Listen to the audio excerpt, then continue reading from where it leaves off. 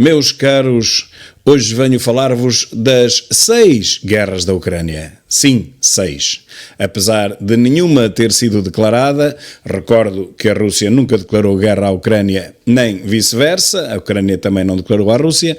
A verdade é que existe uma invasão, a verdade é que existe um estado real de guerra, mas o problema é que não é só uma. E vou passar então a explicar as 6 guerras que estão em curso na Ucrânia. A primeira, naturalmente, é a guerra militar, a da invasão. Mortos e feridos, deslocados, milhares e milhares de pessoas sem luz elétrica, crianças afastadas dos pais, crianças que perderam os pais, pais que perdem os filhos, enfim, o cenário de guerra infelizmente normal em qualquer recontro armado. Mas para além desta, com avanços e recuos de parte a parte, com proclamações de vitória aqui além, de parte a parte. Depois existem as guerras comerciais e económicas, que todos nós estamos e vamos continuar a pagar. A primeira guerra económica foi imediata, o aumento dos preços das matérias-primas usadas na alimentação, nomeadamente tudo quanto é óleos vegetais, margarinas, trigo, derivados, massas alimentícias, que se dizia que vinham primordialmente da Ucrânia e, portanto, esse foi o primeiro embate que chegou aqui a Portugal. Deparámos-nos com óleo Fula quase a 4 euros, quando não ultrapassava até os 4, e curiosamente na Suíça, por exemplo, ele não aumentava de preço. Deparámos-nos com subidas generalizadas de todos estes produtos alimentares alegadamente oriundos da Ucrânia, que mais tarde se veio a descobrir que não era bem assim, e os portugueses acabaram por achar muito natural terem que pagar o óleo, as margarinas, as massas alimentícias, as bolachas e todos os derivados ao dobro do preço. Acharam isto muito natural e justificável pela guerra da Ucrânia. Logo aqui nós tivemos uma primeira inflação, que aliás, em bom rigor não foi a primeira, mas sim a segunda, já que desde outubro, novembro do ano passado, muito antes de instalar a guerra, que como sabem a invasão se deu a 24 de fevereiro deste ano, já em outubro, novembro do ano passado, os preços começaram a subir imenso, fruto, na altura dizia-se, do aumento das matérias-primas e do facto dos contentores que vinham da China terem aumentado de preço 10 vezes e, portanto, as matérias-primas teriam subido para o dobro e a verdade é que, por exemplo, os empresários da construção civil se queixavam que os materiais estavam muito mais caros, alguns ao dobro do preço. Estou a falar, portanto, de outubro, novembro do ano passado. Em bom rigor, este foi o momento da primeira grande inflação. Mas é claro que a guerra, passado poucos meses, fez esquecer este primeiro sulavanco na economia mundial, ou pelo menos europeia, e portanto só nos lembramos do segundo, que foi o mais forte, e chamamos-lhe o primeiro.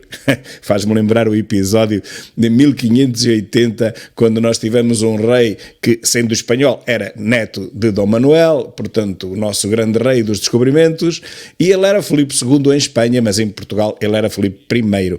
Este é o paralelismo que eu faço relativamente à primeira e à segunda grande inflações. A primeira deu-se em outubro, novembro e dezembro, mas como veio depois uma segunda muito maior, nós distraidamente, como sempre, esquecemos a primeira. Bom, mas logo a seguir deparámos com um segundo embate. É que vimos-nos na obrigação de levar à Ucrânia, transportar até lá, produtos alimentares e pasme-se, muitos deles produzidos a partir de matérias-primas da própria Ucrânia.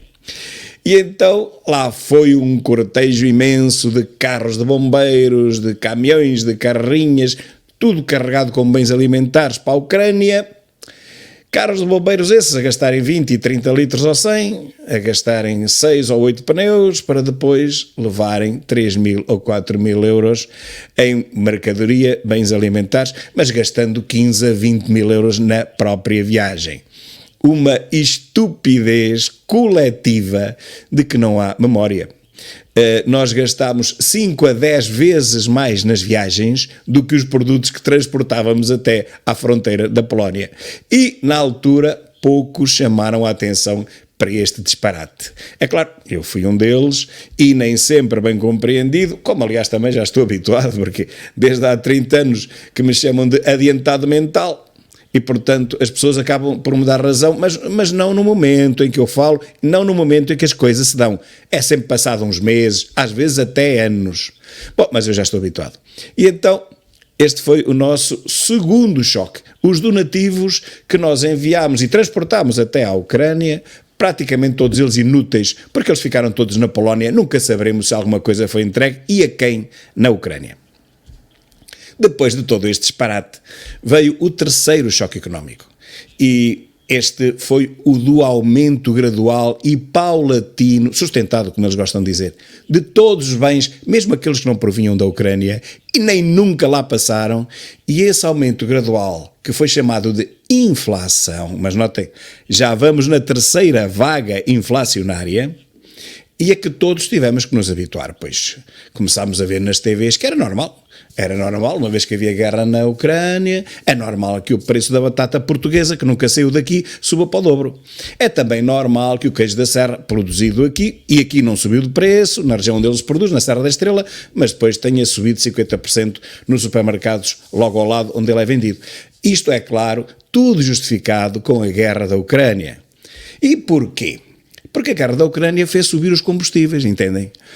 Há sempre uma narrativa, uma justificação para as maiores e mais descaradas especulações que se fazem à frente do nosso nariz.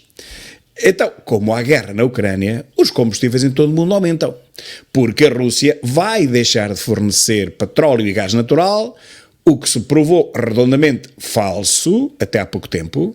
Mas não acontece que em geoestratégia, olha, em política e sobretudo no mundo dos negócios, não interessa nada o que ocorre, interessa o que se perspectiva que vai ocorrer, os chamados futuros. E, portanto, apesar da Rússia não ter cortado abastecimento nem de gás, nem de petróleo a ninguém durante meses, a verdade é que um e outros escalaram no seu preço, o que justificou o aumento dos combustíveis a nível geral, a nível europeu e particularmente em Portugal.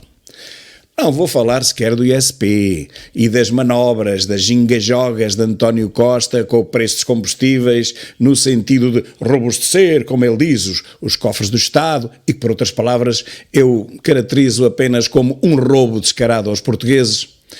Mas falo apenas da macroeconomia para já. Se os combustíveis sobem, a nível mundial, ou pelo menos a nível europeu, é evidente que isso justifica o aumento de preços de todas as matérias transportadas, que são justamente, praticamente todas. Não é? Tudo que nós compramos, seja lá onde for, foi transportado até ali. E é esta a terceira vaga de choque económico que nós, aqui em Portugal, sofremos. Depois, há ainda uma quarta, que não é muito significativa, é mais propagandística, porque se trata de material que nós prometemos enviar, material bélico, prometemos enviar para a Ucrânia. Entre sucata toda que nós enviamos contra os Kamov russos, imaginem, os Kamovs russos que nunca funcionaram, estavam parados há anos e nós enviamos todos contentes, e que eles também muito agradeceram, em princípio, até terem percebido que se tratava de sucata pura.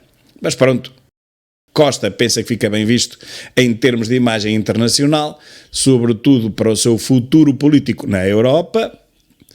Dizemos à mesma Europa que oferecemos 250 milhões à Ucrânia, mas realmente o que nós oferecemos foram 250 toneladas de sucata que não valerão sequer o transporte dessa mesma sucata até Kiev.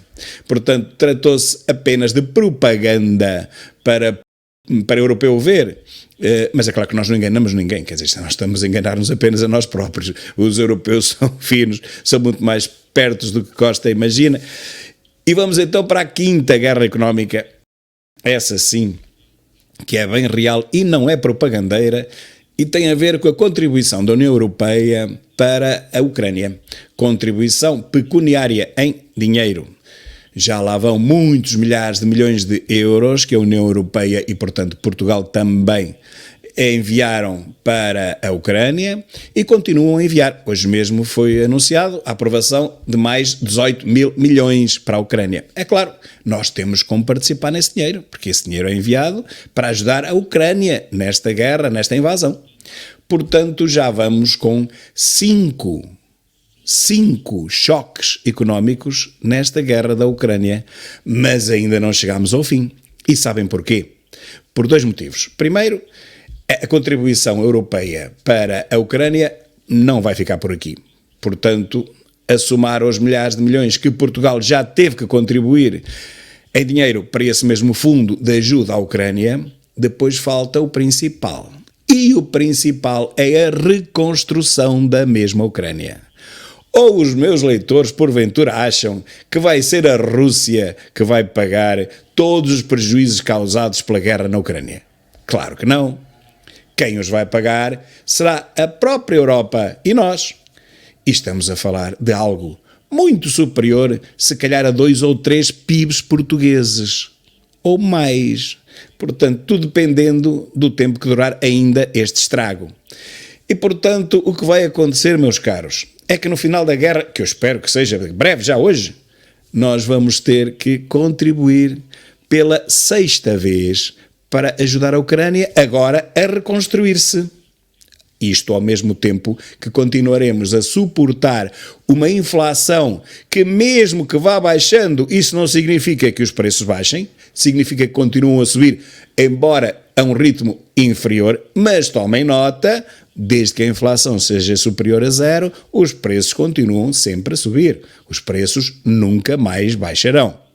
E, portanto, Portugal será chamado a comparticipar na reconstrução da Ucrânia, ao mesmo tempo que lutará contra uma das maiores dívidas externas do mundo, que é a nossa, e ao mesmo tempo que tem um SNS-OD, Serviço Nacional de Doença, praticamente desmantelado e que vê os portugueses a morrer por falta de cuidados médicos. Olha, e muitas vezes até por falta sequer de uma ambulância para conduzirem os doentes aos hospitais. Não esqueçam que enquanto os outros países se desenvolvem, mesmo com a inflação que existe em toda a Europa, Portugal continua a cair nas tabelas. E olhem, por exemplo, ontem perdemos com Marrocos, mas não sei se sabem que Marrocos, nós estamos habituados a ver como um país muito pobre, e até é, mas já tem TGV há muitos anos.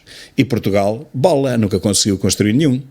Portugal mantém-se numa guerra absurda de palavras sobre a localização do novo aeroporto há 50 anos e o aeroporto nunca foi construído. Sobre o TGV, há mais de 20 e o TGV nem sequer se imagina quando começará a ser construído. Simplesmente porque nós não temos dinheiro nem para uma coisa e nem para a outra. Portanto, temos que estar sempre à espera que outros terceiros financiem quer o novo aeroporto, quer o TGV. E assim, meus caros, assim seremos confrontados com esta 6ª guerra económica que nós vamos ter que vencer, porque se não a vencermos, ninguém nos perdoará. Nós seremos obrigados a comparticipar a reconstrução da Ucrânia também. E ainda ninguém começou a falar nisso, mas quando começarem, vocês vão ver que vai ser a 3ª grande disrupção social, depois da pandemia, a guerra depois da Ucrânia e agora a seguir virá a reconstrução da própria Ucrânia. Eu digo agora porque espero ardentemente que seja agora, mas ninguém me garante que seja agora ou a breve prazo. Não há nenhum sinal no horizonte que nos possa indicar que a invasão está prestes a chegar ao fim. Muito pelo contrário, nenhum. Portanto, quanto mais esta guerra durar, meus caros, maiores serão as despesas para Portugal. Agora e depois. Eu não sei como é que Costa vai pagar a nossa contribuição para a reconstrução da Ucrânia. Eu tenho a certeza que ele também não sabe como é que o vai conseguir, porque só há uma saída. É agravar ainda mais os impostos aos portugueses para a reconstrução da Ucrânia. É só isto. Mas os portugueses já não conseguem pagar mais impostos. Portanto, o dinheiro terá que ser retirado ao ensino, à habitação, à justiça e, sobretudo, à saúde. O que significa, meus caros, que muitos milhares de portugueses vão ver o seu fim antecipado porque não vai haver dinheiro para os tratar, já que esse dinheiro terá que ser enviado para a Ucrânia para a sua reconstrução. Se nunca pensaram nisto, é hora de o começar a fazer. Muito obrigado.